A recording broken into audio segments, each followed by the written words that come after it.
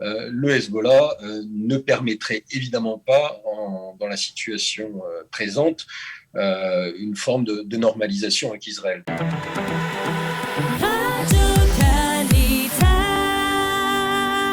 Le Liban vit une des grandes crises de son histoire, crise économique, politique, sécuritaire. Pour essayer de comprendre ce qui se passe au pays du Cèdre, notre voisin, je reçois ce matin le journaliste français Benjamin Barthes, qui a été correspondant du Monde à Beyrouth jusqu'à il y a quelques mois. Bonjour Benjamin. Bonjour. Alors, merci d'avoir accepté mon invitation, parce que ici, vous en doutez, en Israël, on est assez inquiet de ce qui se passe à la frontière. Et surtout, on voudrait essayer de comprendre, ça a l'air d'être le chaos. Est-ce que ce pays qui a connu de nombreuses crises est-il à la veille d'une nouvelle guerre civile ? Bon, écoutez, c'est évidemment la question à 100 000 livres libanaises. Enfin, je ne devrais pas dire 100 000 parce que la livre libanaise ne vaut plus rien. Donc des millions de livres libanaises. Il faut bien comprendre que la crise, elle est d'abord structurelle. C'est une crise économique, une crise financière avec un secteur bancaire qui faisait autrefois la fierté du pays et qui est désormais en lambeaux.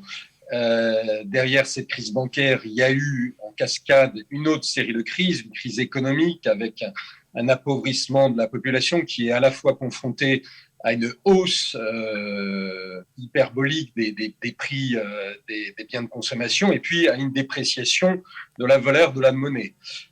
Et puis, il y a eu une crise politique dans la mesure où l'explosion du port de Beyrouth est venue par là. On a assisté pendant plus d'un an à l'incapacité assez rituelle et classique de la classe politique libanaise à se mettre d'accord sur un nouveau Premier ministre pour remplacer le Premier ministre démissionnaire après l'explosion. On a désormais un gouvernement qui est en place, mais rebelote, ce nouveau gouvernement est à nouveau plongé dans une situation de paralysie parce que le Hezbollah menace de quitter le gouvernement si le juge en charge de l'enquête sur l'explosion du port n'est pas débarqué d'office par le système judiciaire. Donc, il y a un empilement de crises. Alors, évidemment, dans ce genre de situation, quand il y a, une montée des périls économiques, des périls financiers, et puis désormais une dispute politique de plus en plus vive, évidemment, dans ce genre de situation, la tradition, malheureusement, au Liban, c'est que ce genre de dispute et de confrontation se transfère dans la rue et s'exprime par les armes. Donc, on a vu l'épisode de la semaine dernière. Il y en a eu il y a déjà quelques semaines, pendant l'été. Il y avait eu un premier épisode de violence armée avec des clashs dans la banlieue sud de Beyrouth, à Khaldé, entre des tribus sunnites et des éléments du Hezbollah. Donc là, c'est un peu le deuxième épisode de montée de la violence armée. C'est très difficile évidemment de se prononcer sur la probabilité qu'on bascule dans une guerre civile. Moi, ce que je voudrais remarquer, c'est que le Liban est en train de rejoindre la Syrie et l'Irak sur cette espèce de situation qui est désormais le nouvel ordre proche-oriental, qui est un ordre de ni guerre ni paix. En Syrie, l'essentiel des combats auxquels on a assisté depuis 10 ans, la guerre civile est en voie d'arrêt, mais il y a toujours ici et là des affrontements, notamment dans le sud, dans la région de Deraa, et puis dans le nord-ouest, dans la région d'Idlib. En Irak, l'essentiel de l'offensive anti-Daesh est terminé. Mais il y a encore des affrontements de temps en temps, et notamment, il y a eu des affrontements, des opérations de répression contre les manifestants qui demandaient une refonte du système confessionnel. Et là, désormais, le Liban, j'aurais tendance à dire, se normalise malheureusement, c'est-à-dire rejoint également lui aussi cette espèce de situation extrêmement, extrêmement compliquée de ni guerre ni paix, où il y a un potentiel pour un dérapage vers la guerre civile qui est là, qui est possible, mais en même temps, il y a encore des freins, il y a encore des éléments qui retiennent cette dérive. Donc, une situation extrêmement électrique, extrêmement volatile, de ni guerre ni paix. Alors, Benjamin, vous avez vécu à Beyrouth et on a l'impression, vu de l'extérieur, de ne pas bien comprendre, en fait, qui dirige ce pays. Écoutez, c'est évidemment un classique ici. Le pays, il repose historiquement sur un système confessionnel. C'est-à-dire que pour avancer, pour fonctionner, on doit parvenir à un consensus entre les différents partis politiques qui composent le Liban et qui sont souvent issus, pour la quasi-totalité, de différentes communautés religieuses. Donc, pour faire court, il y a six grandes formations. Le Hezbollah, évidemment, côté chiite, le parti Amal, qui est l'allié du Hezbollah sur la scène chiite. Côté sunnite, il y a le courant du futur de l'ex-président du Conseil, de l'ex-premier ministre Saad Hariri. Il y a le Parti social progressiste qui représente l'essentiel de la communauté druze et qui est dirigé par Walid Jumblat, la figure qu'on connaît bien depuis la guerre civile. Donc là, on est à 4. Et puis, il y a les partis chrétiens, notamment les forces libanaises, dirigées par Samia Jaraja, et puis les Kataeb. Donc voilà, il y a ces 6 formations qui Tant sont... qu'il y a ces 6 formations, il y a un certain équilibre, ça veut dire. C'est-à-dire que si, en fait, une ou deux ou plus de formations quittaient le pouvoir ou une part de position politique, tout s'écroule. C'est un équilibre très fragile. C'est un équilibre très fragile parce que, grosso modo, pendant la guerre civile, ces partis ont à tour de rôle essayé de prendre le pouvoir et de confisquer le pouvoir. Ils n'y sont pas arrivés, donc qu'est-ce qui s'est passé ? À la fin de la guerre civile, s'est mis en place un système où, à la fois, le pays est prémuni contre une dérive autoritaire parce que aucun des partis ne peut gouverner seul et ne peut imposer sa loi aux autres, mais en même temps, le pays est, structurellement empêché de fonctionner de manière relativement efficace parce que tous ces partis, à défaut de prendre le pouvoir tout seuls, ont les moyens de se mettre des bâtons dans les roues.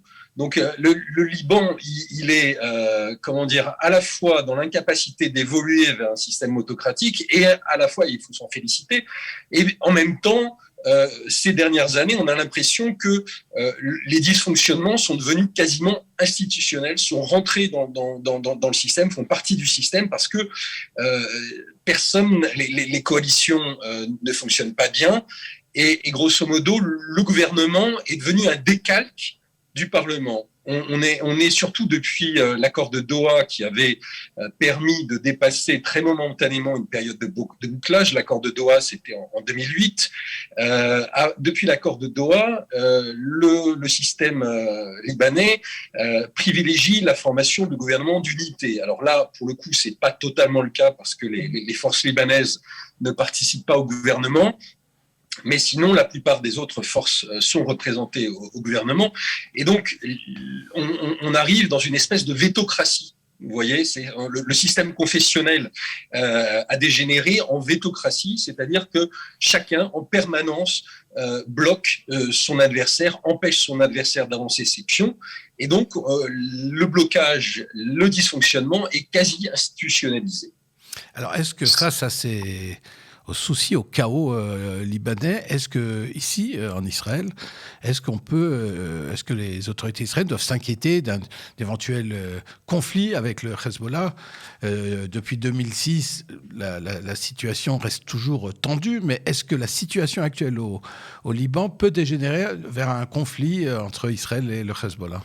Écoutez, moi je pense que l'analyse qu'on a privilégiée ces dernières années, à chaque fois qu'il y avait un épisode de tension à la frontière, l'analyse qui disait qu'une espèce de dissuasion mutuelle s'est instaurée entre le Hezbollah et Israël. Israël, évidemment, a fait la démonstration de sa capacité à semer le chaos au Liban et à mettre le Hezbollah dans une situation politique compliquée. Donc, de ce point de vue-là, il y a une dissuasion qui s'est exercée. Enfin, voilà, l'armée israélienne est évidemment la plus puissante, l'une des plus puissantes, sinon la plus puissante de la région. Et donc, il y a un effet dissuasif naturel.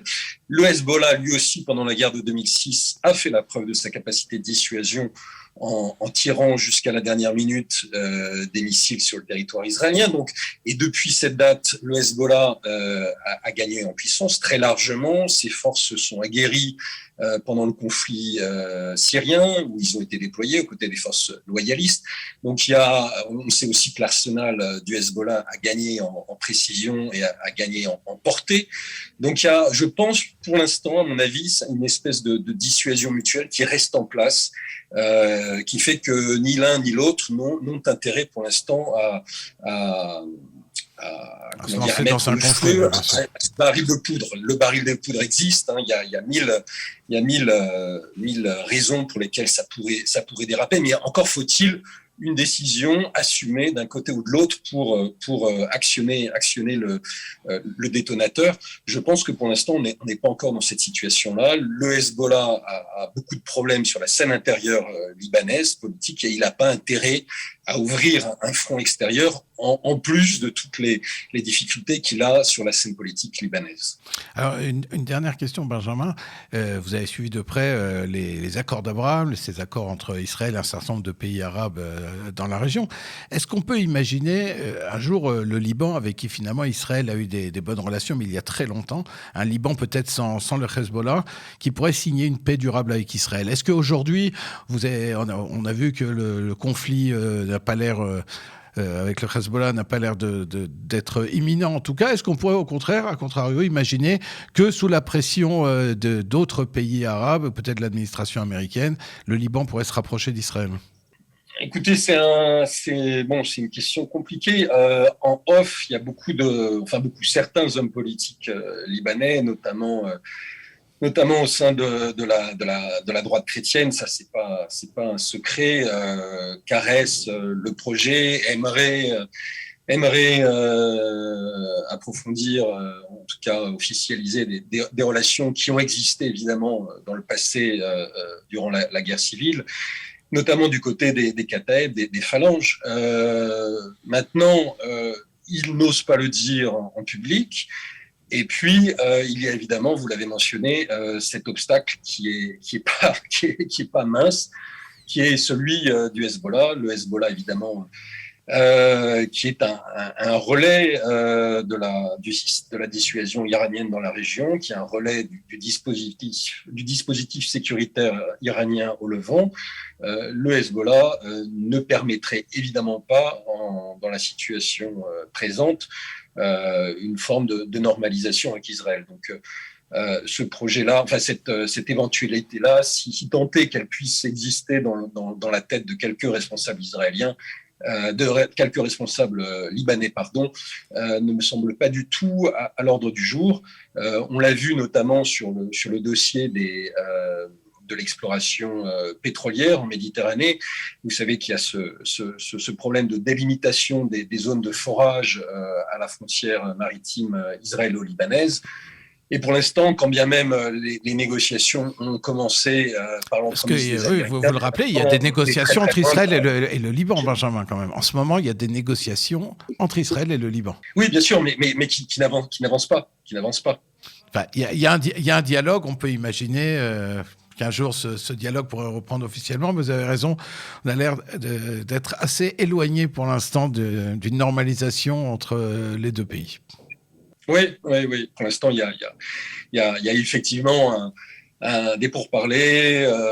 Je ne sais plus exactement à quel épisode on est, mais ces pourparlers, pour l'instant, ne progressent pas. Et même le ministère des Affaires étrangères libanais, au dernier pointage que j'avais fait, avait formulé des positions qui étaient encore plus exigeantes que celles sur lesquelles ils étaient censés démarrer les négociations. Donc, pour l'instant, l'hypothèse d'une percée sur ce simple dossier me paraît pour l'instant pas d'actualité. Donc évidemment, l'hypothèse d'une normalisation est encore plus lointaine. Je vous remercie beaucoup.